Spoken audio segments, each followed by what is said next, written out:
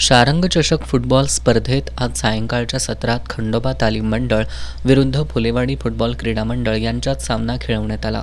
सामन्याच्या सुरुवातीपासून दोन्ही संघांनी आक्रमक खेळाचं प्रदर्शन केलं. पूर्वार्धात 12व्या मिनिटाला खंडोबाचा खेळाडू संकेत मेढे यानं मारलेल्या फ्री किकवर गोल नोंदवत संघाला 1-0 अशी आघाडी मिळवून दिली. सामन्याच्या पूर्वार्धात हीच आघाडी कायम राहिली.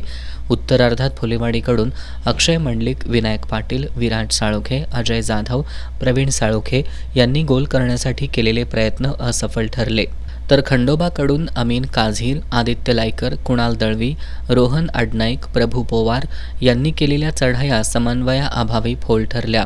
सामना संपण्यासाठी काही मिनिटं शिल्लक असताना 84व्या मिनिटाला खंडोबाचा खेळाडू कुणाल दळवी यानं मैदानी गोल करत संघाला 2-0 अशी आघाडी मिळवून दिली. सामना संपेपर्यंत हीच आघाडी कायम राहिल्यानं हा सामना खंडोबा तालीम मंडळानं 2-0 असा जिंकत पुढील फेरीत प्रवेश केला. या सामन्यातील सामनावीर खंडोबाचा खेळाडू संकेत मेढे तर लढवय्या खेळाडू फुलेवाडीचा स्वयं तिर्वे यांना गौरवण्यात आलं. दरम्यान सकाळच्या सत्रात झालेल्या पहिल्या सामन्यात दिलबहार तालीम मंडळानं संध्यामठ तरुण मंडळाचा 1-0 आणि दुसऱ्या सामन्यात सम्राटनगर स्पोर्ट्सनं उत्तरेश्वर प्रासादिक वाघाची तालीम संघाचा 2-0 गोलनं पराभव करून पुढील फेरीत प्रवेश केलाय.